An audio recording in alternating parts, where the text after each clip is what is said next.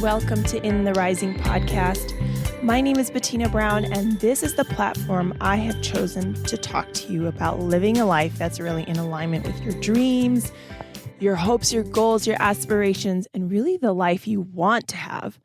That magazine cover life of your life that you aspire to have, and that's really what you really want on that Monday morning and what you really want when the weekend is over and what you honestly really want day to day.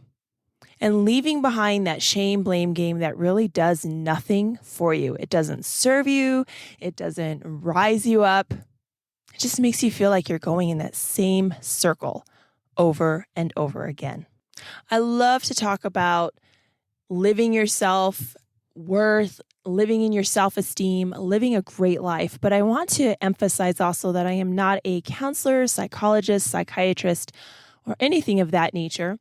I am certainly a healthcare professional who really loves to figure out what makes us tick. And as a physical therapist, I'm supposed to look for the source of a problem and not chase the pain around. So I like to delve in a little bit deeper and figure out what is going on. So I wanted to talk about today 3 ways that we know our self-love process, if you will, is on track for 2021. It's a brand new year. It's a brand new opportunity. And every day is actually a brand new opportunity. But in our minds, we really do it by year.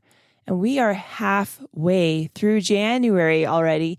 And I wanted to just talk about that. Like, are we on track halfway through January with the goals for the rest of our month?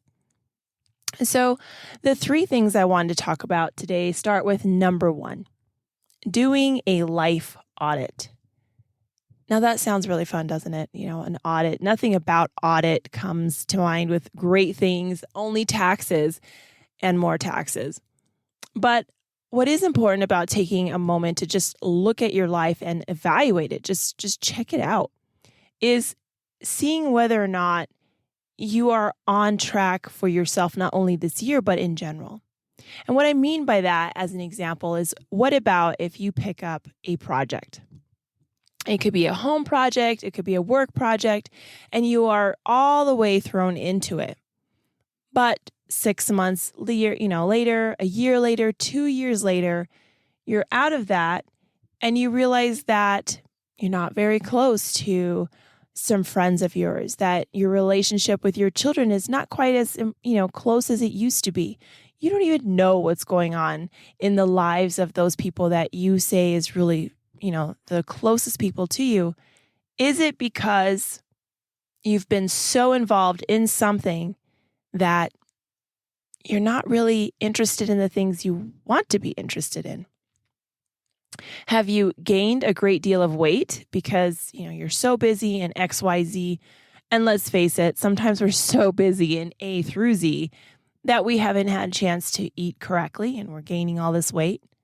Or what about, have we lost weight? We haven't even had the time to stop and actually eat at all. Are we really physically presenting the way that we want to be, emotionally and financially? So taking that time to just do a life audit, just simmer on things. Is my relationship the way I want it to be? Is my financial situation the way I want it to be? Or was I preoccupied? I bought all this stuff that really was not important then. I knew it wasn't important then, but I just went through the motions of shopping. Just stop for a moment. And if you think that 2 weeks into this year that you are on track with what your general goals were, your general hopes, the point of waking up on a Monday morning, if you're on track, that's awesome. Continue on. If you're starting to notice a few of those old habits coming right back in, it's a great time to realize it. There's nothing wrong with having some deviations, right? I've mentioned that in many podcasts. Sometimes those deviations are really the true path we should be on. But it should never be a deviation from what's important. It should never be a deviation from your integrity and your confidence. And the second thing I want to talk about to see whether or not our self-love and self-awareness is really on track in this brand new year is to just do a brain dump.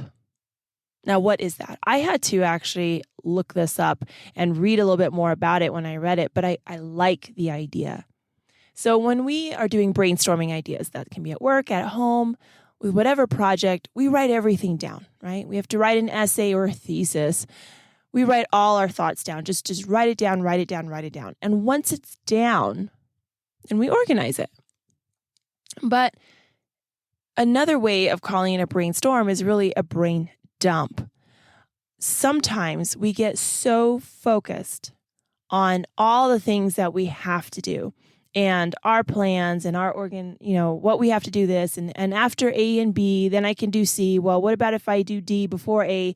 A lot of this kind of in your headspace that we get out of our life. We're so much in our head, we're not even having a life.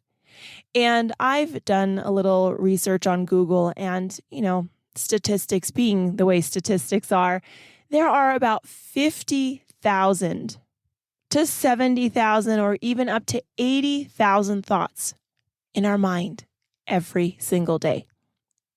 That's a lot.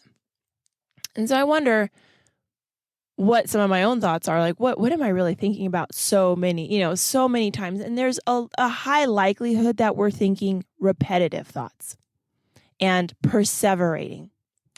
And at that point, you really are not having 50 or 70 or 80 thoughts. You're really having more like 15, 20, 30.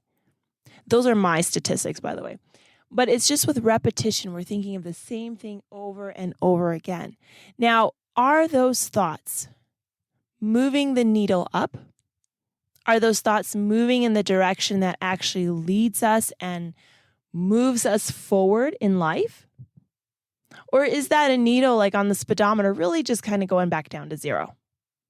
That our self-love is going down, our self-worth, our self-esteem, we're not really energized. Any of those. Our emotional state is going from, positive to down. It's going from, I can do this, to I hope I can do this. It's taking the belief out of every single day's actions. So doing this brain dump is different for different people. It's always suggested that you write it down because there is a link between writing things down and getting it out of your brain, out of your mind, because your mind is thinking about this over and over and over again because it doesn't want to forget it. And there's this caution, so that's why the brain will continue to focus on it. But once you've written it down, it's like the brain gets an opportunity to say, okay, I see you've gotten it. I don't have to think about it over and over and over again. I can actually take a moment and let you think about something else. Write it all down. And you would be surprised what is actually in your own brain that's going around and around. You'd be surprised what you think about. Because as you're writing it down, your brain is almost like super excited, like a little kid standing at the cookie counter, like, oh, I have another one. Can I have another one? Let me put something else down. And this brain dump is so effective. There's a lot of research towards it. And that once you have it down, you can really look at it. There are some ideas or some thoughts that when we look at ourselves, we look and judge ourselves with our intentions. I understand I hurt your feelings, but it wasn't my intention. And when we look at other people, we judge them through their actions, not their intentions. So if someone isn't calling you because they're busy, someone isn't writing you, someone was late for a meeting, someone just keeps stopping the lunch date because they have other things come up, you are judging their actions. Now, their intentions may be very good towards you, but that's not what we judge. But the same way we are just judging ourselves on our intentions, those closest around us and those that are coworkers and, even those acquaintances, they're judging us on our actions. So when we do this brain dump, we can really see, are we honoring ourselves, which is really number one to honor? Are we following in alignment with that? Another way that you can do this is an audio. So many phones just have this little recording bit and just put it down. on your drive to work, there's nothing wrong with hitting a button and just, blah, just put it all out there and listen to it back. Not only is that shocking because we realize what we really sound like, but you can hear your own emotions. I think that is something that lacks when we write it down. You don't hear your own emotion behind it. And a lot of therapists will record things and have someone listen back to it just so that they can kind of hear it from an outside perspective. Because you can be, and that's the amazing thing about the human person, the human experience, is you can be both the inside perspective and the outside. And the last thing I wanted to talk about was organize. Organize. Organize the little things. Is your ketchup container in the right place? Do you really need 10 different knives from 10 different sets? Or is it time to get rid of something? Do you have little tape dispensers in 4 different drawers and you never really know where any of them are? That might not be your story. That might be mine. But organize, clean it out. Organize the big things. Go through your closet. Go through your day. Organize some things out. Are you spending time moving that needle forward? Or are you spending time just kind of in neutral, just idling along? And are you idling day after day after day? Well, it's really easy to do that when we just have so much stuff and we don't have a plan. But when we organize things out, we have a chance to look at something and evaluate it. Keep, don't keep. Organize another day. I do believe there is a container like that. I think there should be one. So where are we on that? Organizing things out, getting rid of things, cleaning it up, seeing what's there. A lot of what this does is put you back in control. Because in that moment when you're organizing things out, the person who's making the decision, what stays, what goes, and what's going to be organized the next time around is you. And often we feel out of control. So when I feel out of control, I don't have the highest self-esteem. I like to feel that I have some semblance of control over my own life, even though my own life is really affected by so many others. But control can start with you. Organize what's important. Organize your dinner date. Organize that time to hang out with your children. Organize your time to exercise. And when you do this, you'll stop comparing, you'll stop judging, you'll stop wishing. You're going to get so much more on track with what you really want in life. And isn't that the point of living, being in your purpose? Well, it's definitely the point of this podcast. And so those are things that I recommend for this day. Are you on track with your own personal goals in 2021? Doing that life audit, checking where your stance is. Doing a brain dump. If it's in your mind, get it out. Check it out. Throw it out. What doesn't help you. And organize. I keep reading Organize the Little Things. I think the big things should be organized as well. And you're going to notice that things just feel open. And in an open space, you see possibility. We tend to think about opportunity and a door opening into something. Well, if that door is walking into, a tiny closet filled with junk, it's not an opportunity. It's just it's a lot of work. You want a door, and we visualize walking through something and smelling the fresh air and feeling, grass underneath our feet, or like at a beach and just feel that sand.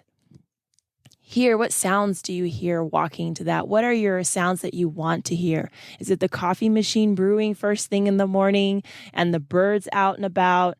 And you can almost hear nature waking up. And you're not worried about all the car sounds because that's off in the distance. But where you are in your place of hope and desire and inspiration, you can just taste the opportunities. Well, thank you again for listening to my podcast. I greatly appreciate it. Leave a review. It always helps with the placement of the podcast. I wish you all a wonderful day. And until next Tuesday, let's keep building one another up.